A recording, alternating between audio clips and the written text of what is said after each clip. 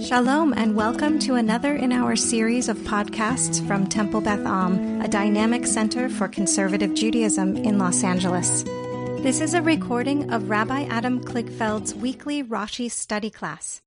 Hello to anyone listening to this, perhaps asynchronously on the Temple Beth Am podcast. Let's get started. We are about to read Chapter 8, verse 6. We're almost at the end of the frogs. It'll be interesting to ask the question why the Aliyah break, which happens at the end of this verse, happens, particularly because we're completely done with the frogs a few verses later. But the fourth Aliyah of Parshat Ve'era, which was a decision by Chazal, by the rabbis, ends like 87% through the frog plague, and then the fifth plague begins with the last few verses of it. We can talk about that. And depending on how we move today, we're going to do a lot of pshat today, and actually very little Rashi. And the Rashi that we're due is rather simple. So just to remind us what has been happening in verse 5 of chapter 8, we had Vayomer Moshe leFaro. Moses said to Pharaoh, "Hit pa'er alai." We spent a long time on this. Something like, I'm obviously paraphrasing. I'm going to give you the chance, sort of, to glory over me for a bit. In what way? L'matai atir lecha. Regarding what time would you like me to pray on your behalf? V'la avadecha v'lamcha, and for your servants and for your people. Lahachrit hasfordaim. That the frogs will be eliminated, mimcha, from you, mimbatecha, from your house, rak bayor tisha arna, only they will remain in the river. And the way we understood this through Rashi was Moses is basically teasing Pharaoh, saying, "Yeah, I'm gonna give you an opportunity where it's going to seem like you're the one who has the power, because you're going to be able to just tell your people you snapped your fingers and the frogs were gone whenever you wanted them to be gone. But of course, the real magic is going to be me, because you're going to tell me I want them gone at 2:19 tomorrow afternoon, and at 2:19 tomorrow afternoon is exactly what's going to happen." So that we spent some time on that. That was just to get us going. Now we're on the next verse, which is verse 6, which is the last verse of the fourth Aliyah. Whom have we not heard from in a while? Barry, do you want to read verse 6? You need a microphone, Barry.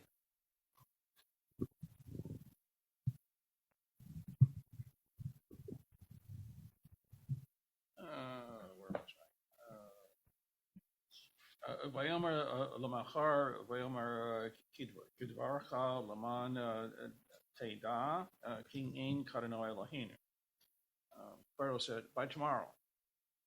Moshe said, "As you say, you will then know there is none like Adonai God." Good. And as Stevie said yesterday, the second half of this verse, last week, shows, like, if there's any question about what's happening in verse 5 in terms of why Moses is giving Pharaoh the opportunity to set the time, he makes it clear at the end of this verse, right? So we have several complete sentences in this one verse. Vayomer lemachar, that's a full sentence. And Pharaoh said, "When do I want you to remove the frogs?" Which does not mean when do I want you to ask God, but when do I want it to actually happen? Lemachar, tomorrow. Interesting why the lamed has to be there, right? In modern Hebrew, we wouldn't have the lamed, we would just say machar. But somehow, when you're denoting time in biblical Hebrew, you need a preposition sometimes. And then Moses responds, "Kidvarecha," exactly as you said. Sure, that's no problem, Moses. And then he drops the boom. And why will I do it exactly as you say? Not because you're in power, but to show that you will, so that you will know, Ki ein Kadonai Eloheinu. There's no God. There's no one like our God. Okay. Questions on the verse, on the words, on the meaning? Rick.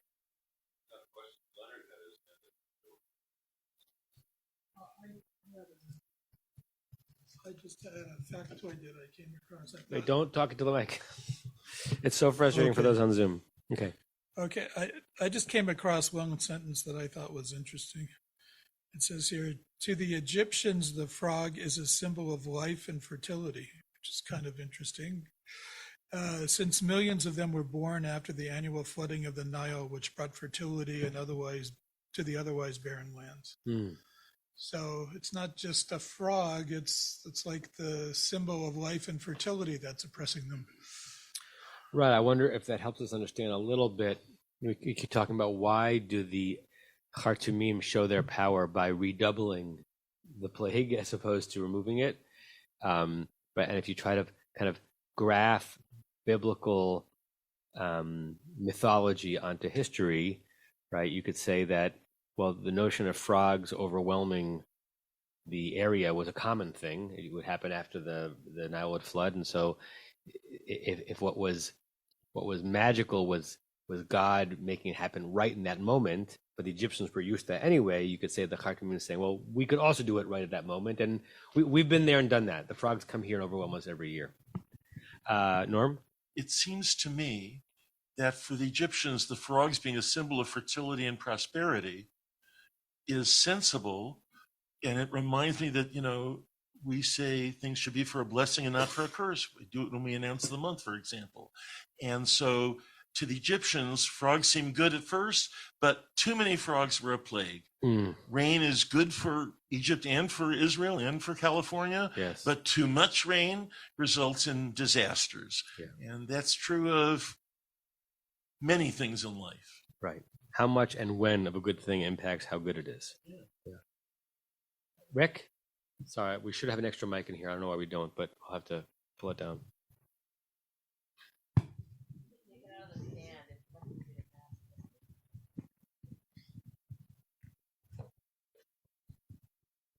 So you asked why this was the end of the Aliyah. So just my guess, according to the trope, it's a big moment. It's a big finish. Nobody's like our God, Eloheinu. So it's a dramatic statement. And in front of that, Lema'an Teda, the Munach and the Zakef Katon, when it's by itself, I have a theory that it highlights the most important part of that sentence, and it's for the sake of him knowing. And Teda, Yada, that verb, it's all over the place in the Torah. What do you know? What do you not know? They shall know God's power and all that. So when the Masoretes set down the trope, or when they recorded the trope from the oral tradition, they thought that was really important to highlight those two words, and then it's a big dramatic end to that sentence. Yeah, They always try to end on something positive. It is a bit of a mic drop, right? So while the narrative goes a few more verses, the apex of this narrative, you could say, is here, right? The apex of the narrative is not once the frogs are gone. The apex of the narrative is once Pharaoh hears from Moses, the purpose of all this. Morning. No, we're in Shemot, but someone next to you will be happy to lend you the book.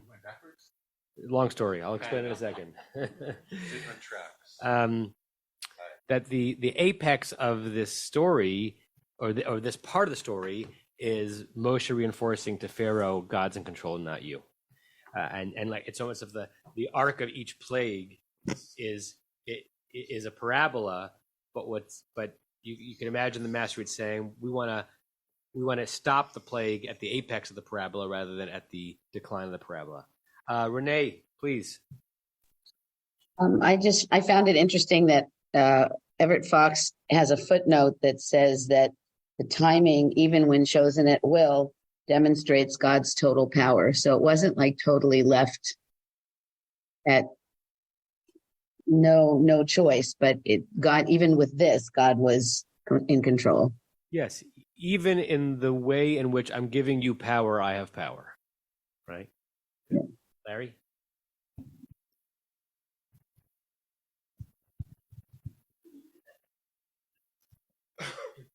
I'm struck by the way Ari Kaplan not just translates, but the way in which he actually puts the text, he writes it as if it's a script of a play.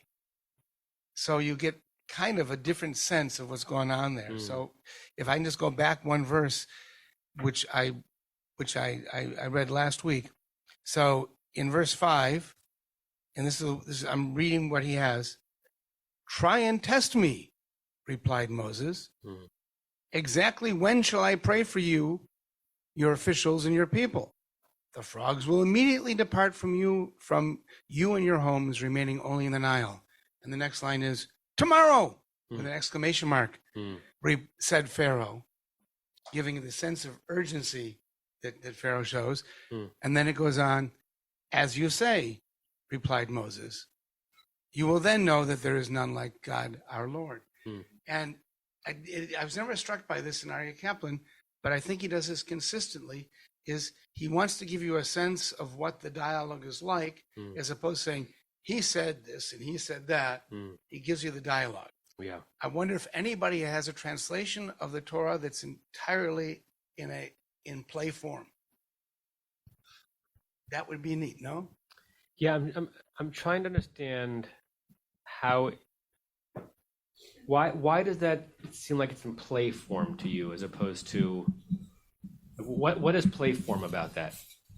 Thank you, Hector. Hector, is it possible also to make the volume that we hear louder so that when someone on Zoom, thank you so much. You're right. It's not just play form. It's like when you're reading a novel, they don't start a sentence with he said, she said.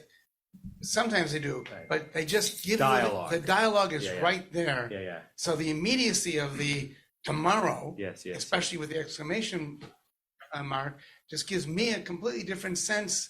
It wasn't just a discussion. It was just Pharaoh was anxious. Right. Exactly. Matt is saying it's hard to hear. Are you all, other Zoomers? Can you hear me okay?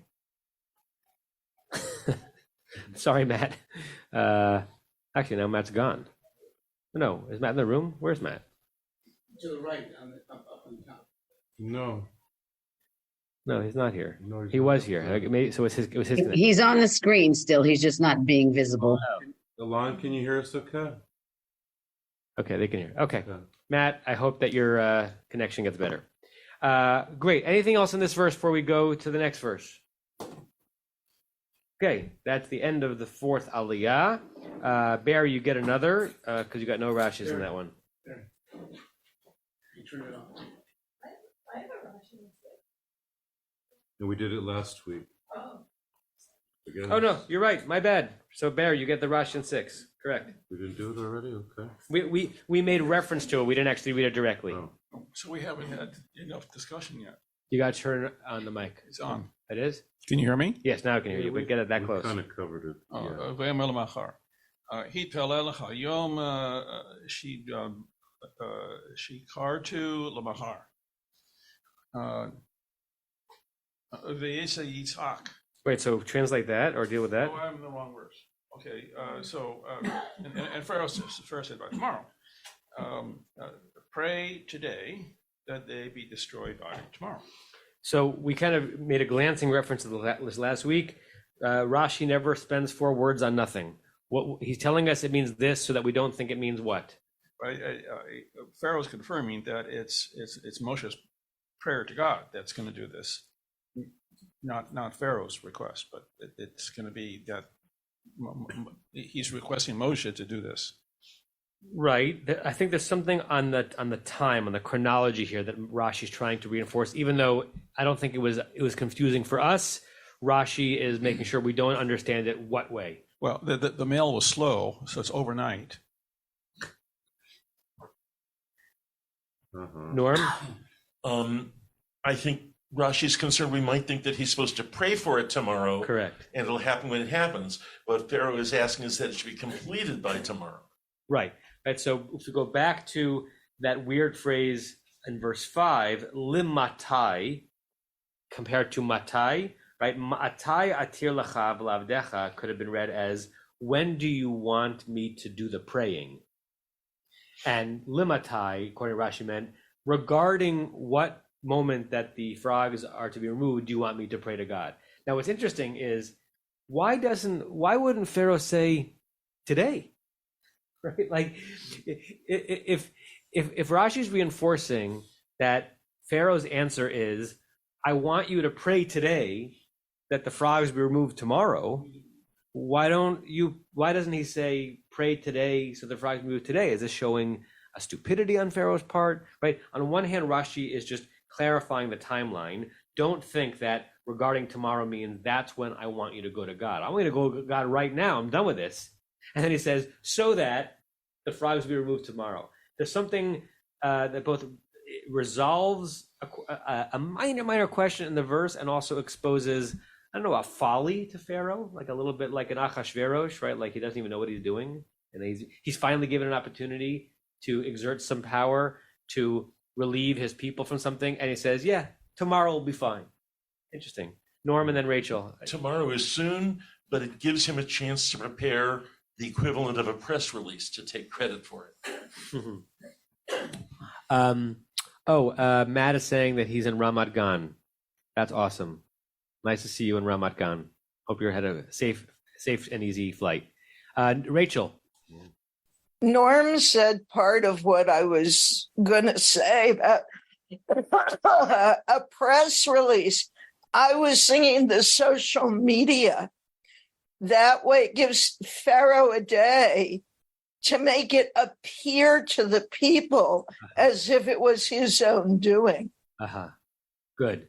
So like wink, wink, Moses, go tell God now, and then give me some time to let everybody know, hey, folks, the plague's going to end exactly tomorrow, and then they're going to be wowed by me. Interesting.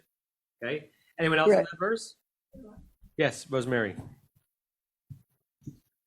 I just go to the word that we see in the chapter most of the time. It says like something he decides Pharaoh, and then God hardens his heart. Mm-hmm. So I feel he's like the children that the mother said, if you touch the fire, it's going to burn your hand, and the child will go almost there. He knows the mother is right, but he will go anyway to try. Yeah. I think if his heart is being hardened, he is conscious, because we know also sometimes we want to do something, there's somebody telling us in a small voice, don't.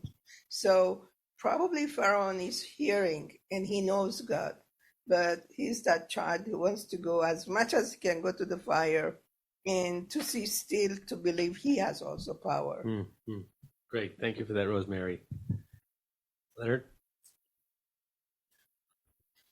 I think Hiskuni has an answer to this question here. And if I understand what Hiskuni is saying, is that Moses says to Pharaoh, you choose when the frog should leave, thinking that Pharaoh would say immediately. But Pharaoh says tomorrow, knowing that the frogs would probably dissipate on their own, and so that Moses really didn't have any power over all of this anyway. This is on which verse? On 6. Let me pull it up so we can all look at it together.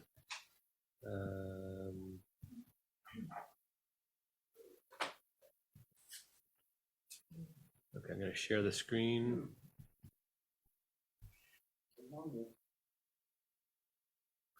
Okay, this is Chizkuni on verse 6. Vayomer lemachar, ani ashalchem ledarkam. I will send them tomorrow on their way, meaning the Israelites. Devar acher. So the first thing Chizkuni says is that the machar is not an answer to the question of when the frogs are going to be gone, but basically, if you get this done now, I will dispatch your people tomorrow. As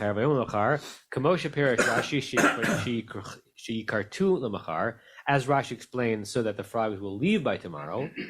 Paro chashav b'libo shebesha'ah she'amar lo Moshe hitpa'er alai higia zman hachratat hatzfardeim. Pharaoh thought in his heart that in the moment that Moses said to him, "You get to lord over me," then that was already the time for the end of the frogs. The fichach nisahu, therefore he tricked him or tried him. V'herich lo hazman ad lamachar, and he intentionally extended it tomorrow. Amar achshav achsik Moshe badai. I will kind of hold Moses almost like I don't understand the translation here. It really means as I will show that I'm more powerful than him somehow. So, That will show who Moses really is. Right, and what I think what Chizkuni is saying is a cousin to what I was saying before about is there something going on here to point to display or portray Pharaoh as being both wicked and stupid, right? Moses has given me the opportunity to name the time when the frogs could leave, which means it could be as early as today. I'll show him. I'll make the frogs go away tomorrow. To suggest that Moses will have been revealed as not as powerful as he thought, but with that, his people suffer an extra day. It's like Chelm-like. It's Chelm-like wisdom. Sue? Or does it work? Does it? Can you guys hear me? Wait, leave it there a second. Leave it there. Sue, talk regular voice and tell me on Zoom if you can hear Sue. Okay, can you guys hear me on Zoom? Perfect. Yes. Great. Oh, yeah. And there's no feedback? Great. No feedback. Okay. Or he doesn't. He wants to make sure that Moses doesn't look powerful. He wants to make sure that nobody who knows the inside story of this, including him, can attribute so much power to Moses. Yeah. Pay no attention to the man behind that curtain, right? Like, it wants to not have the people see who's actually running everything, who's the wizard. Yeah. Good old Toto. He figured it out, that dog. Yes, Rick. The limatai goes with limachar. I noticed with the English. Yes. Chizkuni, the for this, for that. Yes. So Right. Just the biblical way of saying it. Well, sometimes I have to think more about it. I didn't think about thinking about it before the class. Sometimes the words denoting time in the Torah do not require preposition, but these two times that they do have it. Think about regarding. And that would link to lima on teda. So the lameds link up nice. Yeah, sometimes a lamed is just a lamed. That's just a. And the mem is hunched over to show how Pharaoh's back is going to be broken in this process, right? And the nun is down into the ground, showing that Pharaoh is really buried, right? I laugh. That's a play. That's a stage play. I've shared with it in different ways that one of the authors that I'm most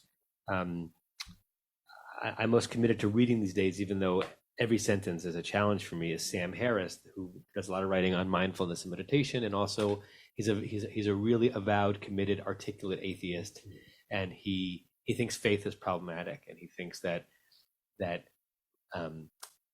liberal, progressive, non-absolutist faith, such as ours, is not that much less problematic than absolutist faith because he says that we're giving a cover for absolutist faith because we're trying to sell the world an idea that believing in a God that can't be proven has some benign aspects when he doesn't think it does. But he talks about basically midrash, but he's not talking about midrash today. He's talking about how you venerate a sacred text, and doing exactly what we're doing, reading. What Rick and I were going back and forth in was kind of like a caricature of that, but one level below that is exactly what we're doing, just going back and forth on what letters can mean. And he basically says, I could go into any library in the world, pick a random book off the shelf, pick a random page, pick a random paragraph, and read those paragraphs as if it was trying to tell me something deep. And he goes into a library, as he writes about it, he picks off like a recipe book. And it's like 3 tablespoons, table referring to 4 legs, and showing us that we have to be grounded with the earth, and 3 representing the Trinity. I mean, he basically does to a recipe for make muffins what we sometimes do with the book of Shemot, and he's right on some level, right? Because the only reason why we're studying this text this way and not Chaucer this way is that we ascribe a certain. We might study Chaucer from a literary perspective, but we want to find, we are convinced into finding God's wisdom coming through here. But when you think of someone else reading their venerated text the way we read ours, it does show you some of the gamesmanship that's involved, and it's not that far away from like, oh look, the nun feet is going down into the ground, showing that Pharaoh's about to be buried, something like that. Okay. Let us go to the first verse of the 5th Aliyah. Let's see. Diane, do you want to read? So I have to leave in 2 minutes to do a piano lesson. So no. Okay, so No. go teach well. Thank you. Rebecca, do you want to lead?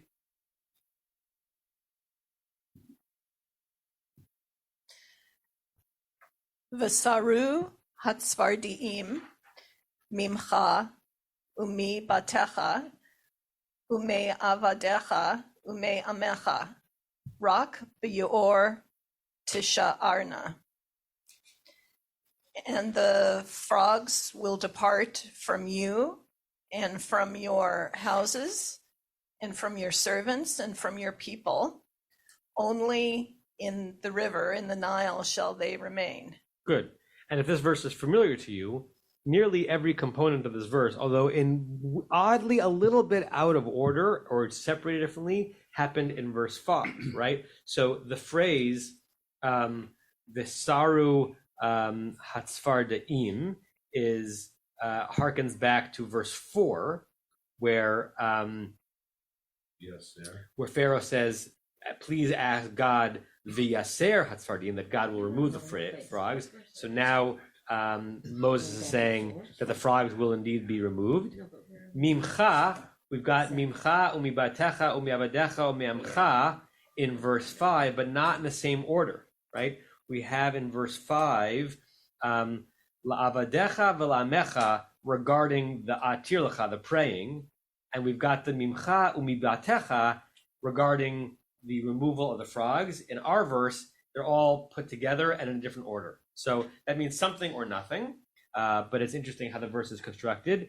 And a very small thing that I have no idea how to resolve in the Onkelos. So the phrase at the end of verse 5 is rak bayor tisha arna. The phrase at the end of verse 7 is rak bayor tisha arna. Same word, same letter, same vowel, same trup. Onkelos translates the first one as tish ta'aran, and the second one is yish ta'aran. I have no idea why he changes it from really a feminine to a masculine. I don't know if that's a codified error in Onkelos. It's the exact same word, same trup, same vowels, but he one letter is different in the translation into the Onkelos. And you can make the argument, and particularly if you were looking for reasons to find the text woven together, that this verse is almost entirely extraneous, because Moses says in verse 5 to Pharaoh, I'll let you lord over me and pray to God that the frogs will be removed from your houses, And then in verse 7, we're not yet at actually happening. We're still saying that Moses is telling Pharaoh, and this is going to happen. But he just already told Moses that's going to happen. So the whole sentence is somewhat extraneous. The order in which the phrases come together is somewhat changed from verse 5. The information is not new at all. Larry, microphone. There's one big difference, and that's here we have the verb visaru, and in verse 5, it's lakir. It's right. In verse 4, it was the yaser. Correct. Verse 5, it's lahachrit. To be cut off. Right. And here they're going to depart. Correct. As opposed to visaru. So here the sense is the frogs are going to go back into the Nile. Yes. But the sense in 5 is they're just going to die where they are, which I think we're going to get to later on. Yeah, I mean, you could translate lahachrit hatzvardaim imcha, not necessarily to mean to die where they are, but they will be eliminated from your presence, right? Like to be cut off from your unpleasant exposure to them. But you have both the verb to a removal, a stepping away, and a destruction. Barry?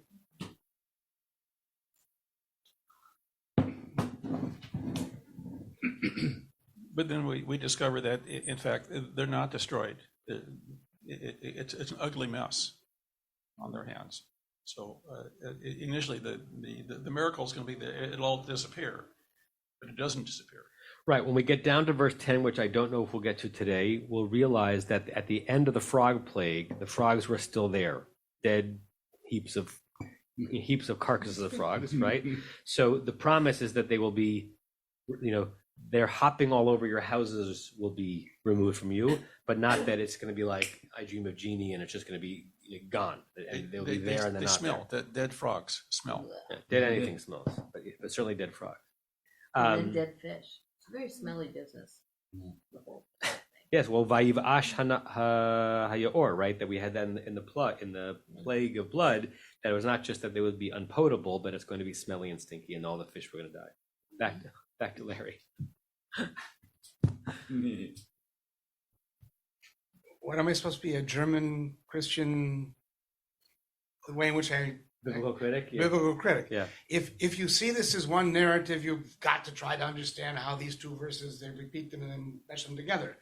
If you see this as a merging of different tales, and the editor couldn't figure out which verse to include, so he included them both, it makes perfect sense. Yeah. Okay. Anything else in this verse, Larry? Leonard? LL. LL Leonard here. Malbim has an interesting comment here, which seems to actually apply to the previous verse, but it says here, by tomorrow, this can be explained according to the Zohar, that states that witchcraft can be performed only from midday until midnight, but not in the morning. Everyone knows that. So Pharaoh suspected Moshe of using witchcraft. And so when Moshe asked exactly for when shall I pray for you, he answered, tomorrow morning, when it is impossible to do witchcraft. At the time they were together, however, it was after midday, and he suspected that Moshe would use witchcraft. I quickly threw it up on the screen, but we got this sense of it. Do you have a translation of the Malbim on Sefaria? I do. I've never found the translation of Malbim on Sefaria, only in Hebrew. I wonder how you. Well, I'm not sure everything is translated, but that paragraph is. Huh. I don't even see it right now. And in fact, the reason why I'm so interested is because I find the Malbim. It's on verse 7, not verse 6. Still, I don't. Oh, the translations. I see. Got it. Okay. Great. Let's jump into verse 8. And Rebecca, still you, because there were no Rashis on verse 7. Nothing else in verse 7? Okay.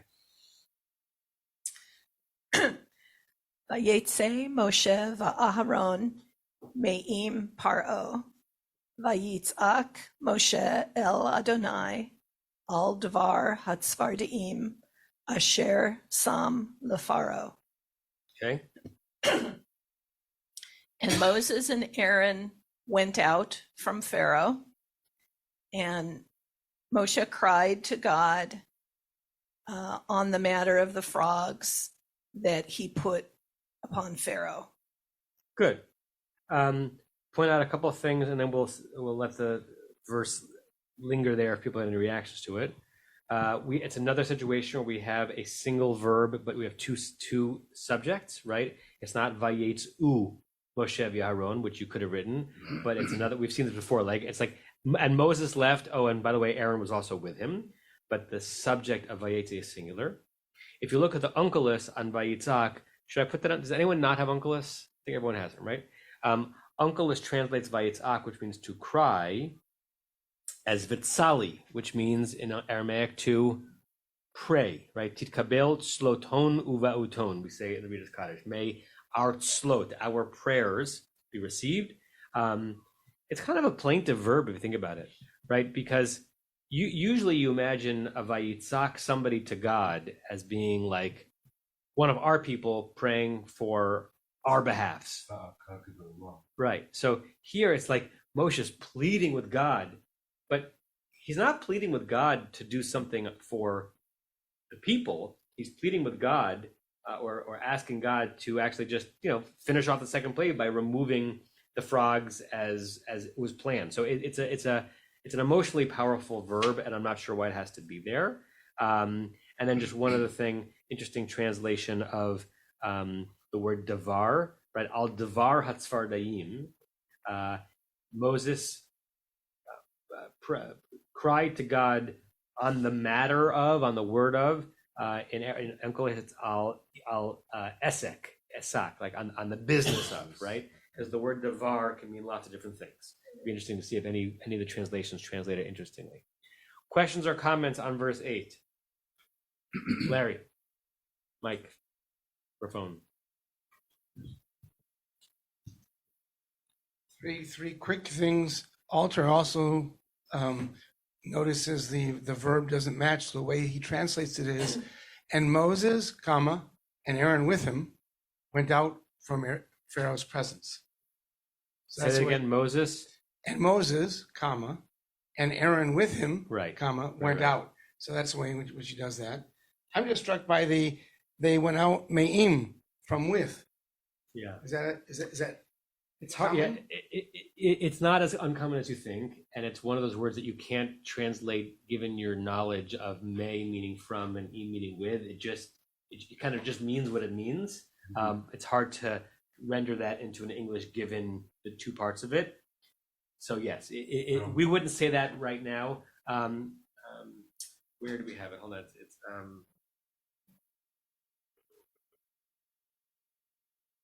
there's a piece of liturgy that I'm forgetting right now where we have it. It's not as uncommon as you think. And if I were to be writing this verse, what's that? That's against my 8. The 8 Adonai, but it's similar, right? Just like yeah. But if I were to have written this verse, I would have said, and Moses and Aaron left, and then they asked God to do as Moses had agreed, or something like that. Why is Moses crying out right to God? Right. And why in that way on the thing of the devar, of the frogs, that Sham, how do they translate that? That he had placed. Yeah, they had placed. It's just Everett Fox says had imposed upon Pharaoh. But it's just such an awkward way to describe what Moses is doing here. Yes. Why is he crying, and why do they put it that way? It's just written weirdly. The one I was thinking of is also me'et. I thought it was me'im. Is we just said it. Achal sha'alti me'et Adonai ot avakesh. One thing I ask, me'et Adonai could just be from me Adonai, but in the biblical construction, it was a more complex word than the simple me. Kahana translates this. We looked at his commentary, his translation a few times. Moses prayed fervently, right? His translation is amplifying what's strange about this. This shouldn't be a prayed fervently moment. This should be Moses and God are in cahoots here. Okay, God, next step. Like he's not. It's not like he's praying fervently that the manna come down from heaven for this people. So it's interesting how he picks up on the Vayitzak to the internal to confirm the promise. That's how he does al davar. He had made concerning the removal of the frogs. So he references the davar as not the whole story of the frogs, but the thing regarding which God had promised to do regarding the frogs, which he had brought upon Pharaoh. It's an interesting expansion. Yes, Rick. A couple things. So me'im, from being with, the being part is like from having been with. Right. Yeah, interesting. And a lot of times in Hebrew, you don't use being, you just say what you want to say. It's not I am being with that person. It's just I am. Good. Just, okay. Vayitzak. Okay, so why that verb? He didn't whisper. Right? So just Pharaoh would hear, like the magicians were whispering. Right? He didn't just say it by Yomer in a normal voice. He said it in a big voice. Why? So everybody could hear. Nice. Right? Nice. They weren't in a vacuum. All these courtiers and Aaron is there, and there's all these people. So he makes it a big production. He shouts it out so everybody can hear. I love that. The me'im may be like the Hebrew version of how come, right? Try telling a non-English speaker why how come means why. You have to turn it into the sentence, how it came to be that, right? And we got shortened to how come, right? So me'im is a version of that. So I like 2 for 2. Well done, Rick. That was verse 8. Anything else on? Yes. I have a little different take on that. Please. This is the. What's your name? Jeff. Hi, Jeff. Jeff This will pick up. Pick it It'll up. pick it up. Let's We pick have it the up. good. We have the good mic here. The 4, 5. So this is what number flag is this? Number 2? 2. Right. So the relationship between Moshe and I say Yahweh. You can say whatever you want, and if the lightning hits you, we'll move away. Yeah. It was not exactly smooth in the beginning. We didn't want the job. We had excuses why he shouldn't go there. We didn't think he could do it.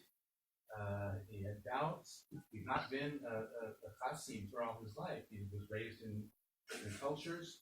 So I think that he's still not 100% sure of the success of his enterprise here. So he thinks, I really got to.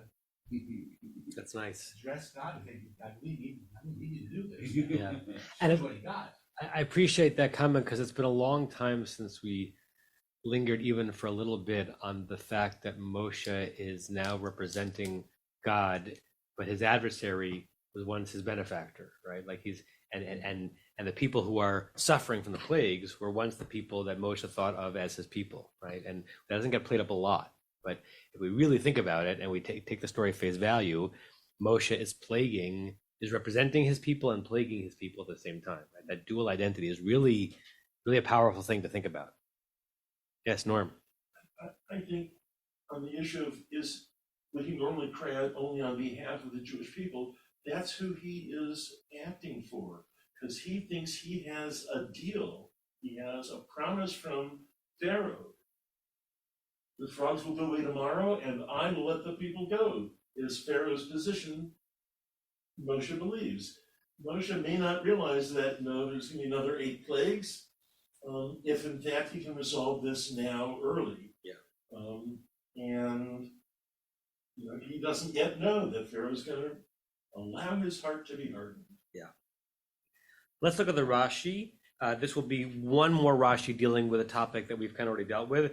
I'm curious if any versions of the Rashi have different diburei hamatchil, the words in the verse upon which Rashi is commenting. We've discussed many times that is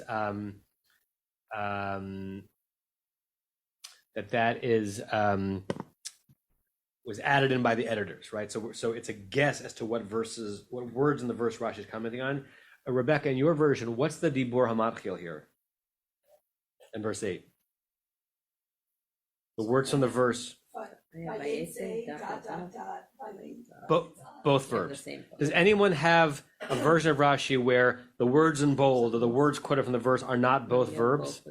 I have a comma, but it's a comma. But both verbs are there. Yeah. Okay. So what it means is that what we're about to read, according to the accepted tradition, is Rashi's somehow resolution of the question of why both verbs are there, right? And I think that's important to understand what he's saying. And what he's saying is 3 words. I remember in yeshiva, the shortest Rashis are the hardest Rashis, right? Hardest Rashis to really figure out what's going on. So on the words, he left and he cried, what Rashi says, what? Right, and I would put a comma after miyad if it isn't there. Is there one? Yeah. Okay. Okay. So what is Rashi saying? Immediately, that they should be destroyed tomorrow. And so what is Rashi telling us about the doubling of those verbs? Well, the frogs. Like, why does Rashi need to say that? This is now the 3rd Rashi already on the notion that what's going on is that Moshe was not asking Pharaoh, when do you want me to do the praying, but when do you want me then to be removed? And now he's doing it a 3rd time. What's the impact of this? Rick and then Barry? Just the Rashi on 6 also ended sheyikartu lemachar. It's the same 2 words. Right. So in front of it, in the 6 he had hitpalel hayom, and here he has miyad. Right. So what's new? I'm just pointing out what I see. I don't know. Okay, Barry. You Barry the mic. I think he's a little too far away from that one. So we talked previously about somehow Pharaoh giving an opportunity. Pharaoh's the one who's doing this. There's a delay between the prayer and the doing.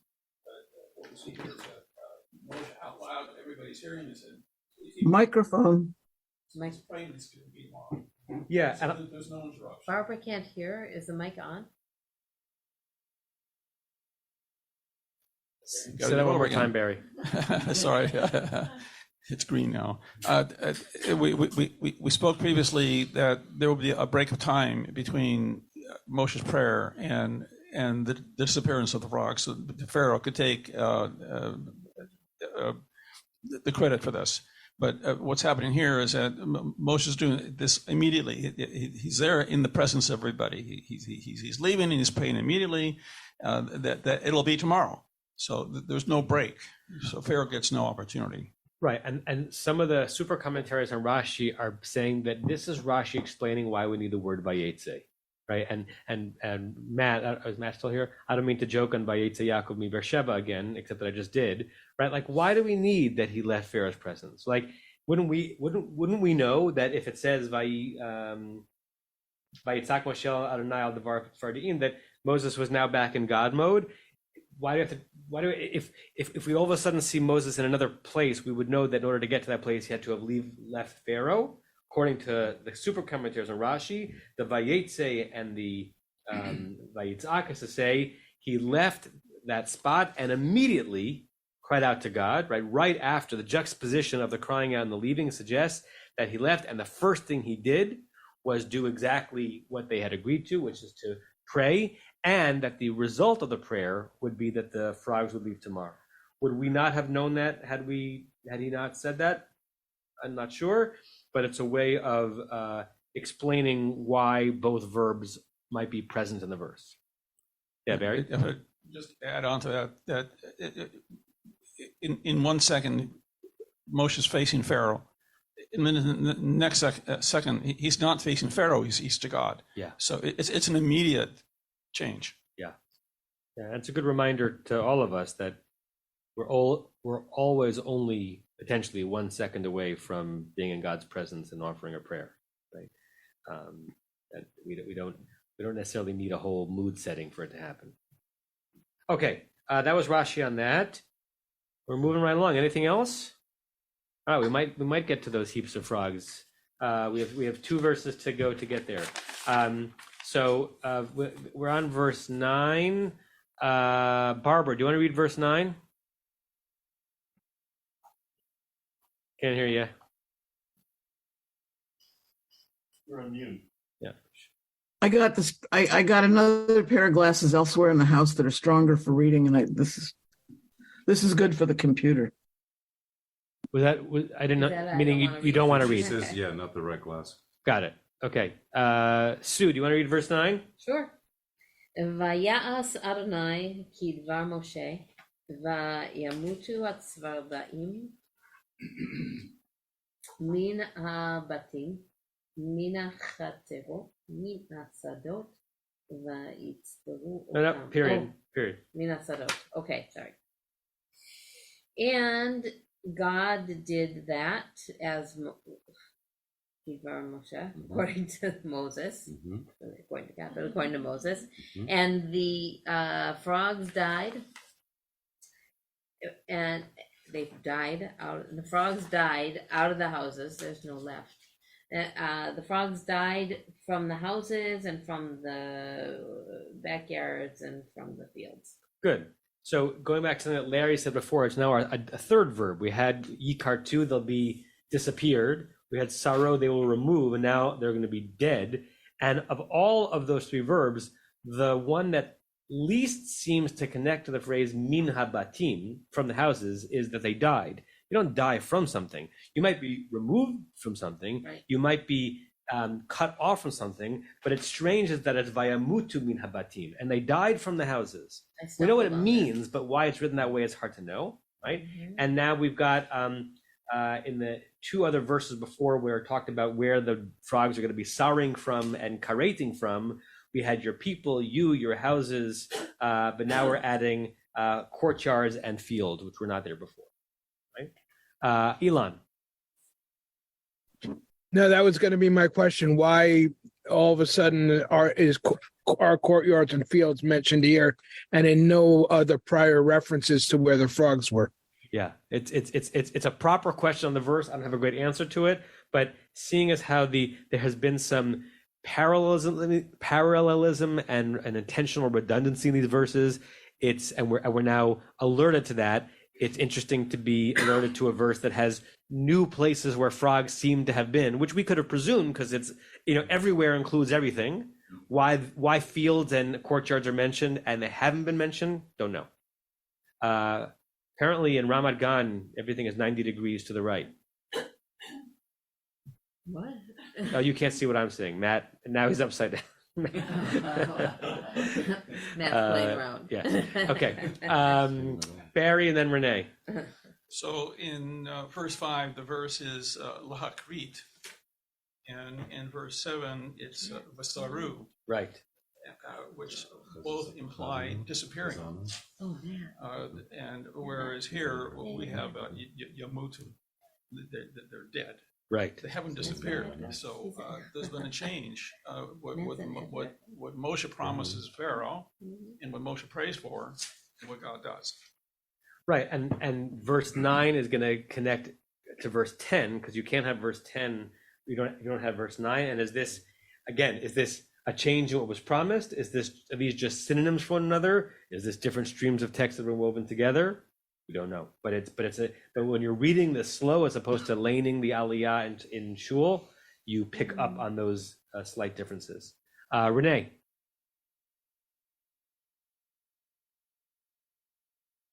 So Edward Fox addresses that threefold repetition of from, and he says it paints a picture of the end of the plague. But that's why he kind of says from the houses and from the courtyards and from the fields, it's as an indication of the end of the plague, and that the dead frogs recede like water drying up.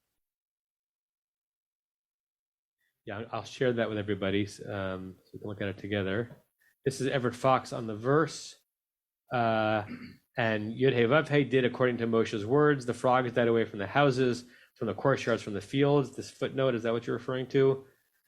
The threefold repetition of from paints a vivid picture of the end of this plague. The dead frogs recede like water drying up. Yeah. Drying up from the courtyards. Good. Thank you, Renee. Rebecca, then Larry.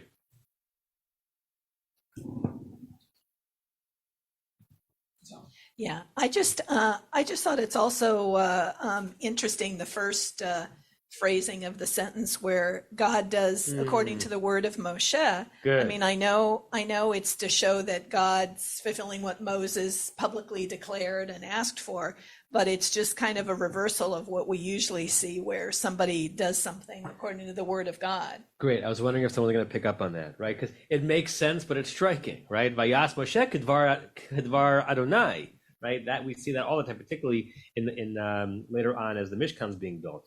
Vayas Adonai Kedvar Moshe is striking, right? You could write a whole sermon about how that impacts or what that says about our understanding of the theology of prayer and whether or not we are doing God's will or God is doing our will on some level. And in the story, we know what it means, right? Moses did as they had agreed to do. But the construction is striking. Thank you, Rebecca. Moshe was our first wonder-working God. Larry? So I want to talk about the Rashi on this verse. The non-Rashi? Right, exactly. So Rashi's been telling us about it was immediate, and then it was the next day. He's really concerned about time. And suddenly, he's not concerned at all. And if you were the editor of someone who had written this, and you said, you would have the buildup, and then you said, and God did as Moses said, and the frogs died, you'd say to your writer, wait, when? You got to tell them when, because there's been a big deal about when. Yeah. And the reader who's reading this is, if God did it, then they died right away. Yeah. But we know they didn't die right away. Great. Right? So. And we only be sensitive to that because we've been reading the Rashi. Exactly. And that's why Rashi's absence here is it screams. Right. That's interesting, right? Vayas Adonai Kedvar Moshe Vayamutu Tzfardaim, as Larry suggests that it all happened right then. But the whole purpose of the last few verses was to show us that Pharaoh was asking Moses, "Do the praying today? Did they be removed machar?" There's no machar in this verse. So is this happening hayom or machar? Great. I don't have an answer for you, but it's a really important. It's a really interesting pickup, particularly given what Rashi has been saying. So, I have an answer that jives with Sam Harris. All right, well, do it into the microphone. If you're going to be an athist into the microphone. We're not going there in this class. No, I just said I have an answer, but it jives with Sam Harris and with Sam. And I don't. By the way, I just want to say the reason I stopped reading Sam Harris is because he wouldn't differentiate between being religious in terms of practice versus being religious in terms of what you believe fancifully. Yep. But that's besides the point. But what Sam Harris would say here, and I'm going to say the same thing, and I guess the German scholars would say is this is a mashup of different versions, and the editors weren't meticulous here in making sure that there was continuity. It still makes it worthwhile. In going and looking at it and examining it, but that's the answer. Yeah. Because Sue, and then because we hinted at it, I want to read verse 10 quickly because it's gonna be a while before we come back to this. But first, you, Sue.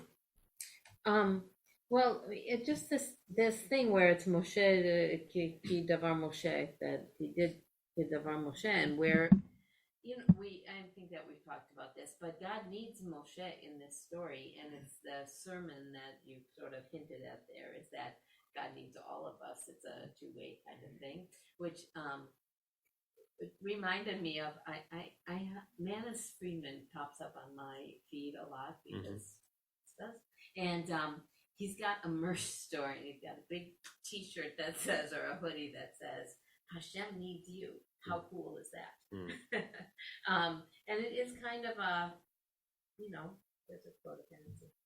Yeah, we had our first meeting yesterday to plan the Yom Kippur Hama'alot that we do parallel to the traditional mincha. And again, I'm not trying to pry anyone away from a traditional mincha. I'm a fan of traditional mincha, but that's what the Hama'alot service is. And we're going to be playing on that theme, on this notion of the theological version of a tree falling in a forest and no one hearing it, right? A God being God, but no one there to praise or worship God. To what extent is that God a God, right? So our conception of God requires that we have a conception of God in order for God to be God. And at the same time, God is also transcendent and doesn't need us, right? And that paradox is present in a lot of what we do. Okay, let's read. Sue, you were reading? Yep. Read verse 10, 6 words, but interesting. ויצברו אותם חמרים ותבאש הארץ. They gathered up in piles on piles, and they stunk up the land. Good. And as Barry was saying before, this is not vayikartu, be gone, or saru, and be removed. This is a follow-up from verse 9. They died, and what do you do when dead animals die all around you? Some sanitation workers have to come collect them. So what's the subject of vayitzberu? Nope. Oh, and they gathered them. Yeah, it's an active verb. It's a pa'al verb, right? That we can assume it's the workers of Egypt. Well, they didn't die in heaps. Right? They gathered them. The them is the frogs. The they are some Egyptian people. Chomarim. We'll next time, which is in a month from now, we'll look at what that word might mean. But some kind of like heaps upon heaps, and as a result, the earth smelled. So it's almost like plague post-plague, right? We're 2 plagues in, but there've been 3 plagues, right? There's been blood, and then frogs, and then the aftermath of frogs. No frogs, the living frogs, is that the whole place smells like a garbage dump. Barry? So I go back to insist that God is not doing what Moshe asked for. God is adding on. Moshe just asked or prayed that they'll disappear. God adds this extra thing that the people got to get in and clean up all this stinky mess. Yeah. And even more striking than if you think about what Rebecca said before, where the verse says God did as Moshe had described, and then God, if you trust what we read, didn't do what Moshe described. Ema went out yesterday. The next 3 weeks in this room with Leonard. Shemot, what parsha are you in, Leonard? Noah. Parshat Noach, chapter 10, and then Yeah, from the room and on Zoom. Normally, the first time we study again with me is in the Sukkah, but this year we have a Wednesday in between Yom Kippur and Sukkot, which we don't do. So I think it's Yom Kippur is a Monday or Tuesday? Monday. So Yom Kippur never falls on Tuesday. Okay. So 2 days after Yom Kippur we'll meet, and then a week later we'll meet in the Sukkah. October 4th. Is that right? October 4th is Sukkot, but we're also meeting the week before. The week before, the After Yom 27th. Kippur. After Yom Kippur, I can take a breath. Taking a long break in the middle of the verse, right?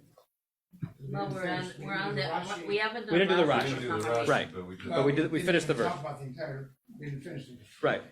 Correct. But I will not skip anything. Is this also in the now Homer material? I think it's same 3 letters, different root. Yeah, I think. There are 5 different combinations. Right. It also means a donkey driver. It means a wine merchant. It's a It's a minute of measure. yes. Right. So we'll play that next time. Bye, everybody. You have been listening to another in our series of podcasts from Temple Beth Am, a dynamic center for conservative Judaism in Los Angeles. If you enjoy these podcasts, we invite you to write a review on the Apple Podcast site or wherever you get your podcasts. For more information about Temple Beth Am Los Angeles, go to tbala.org.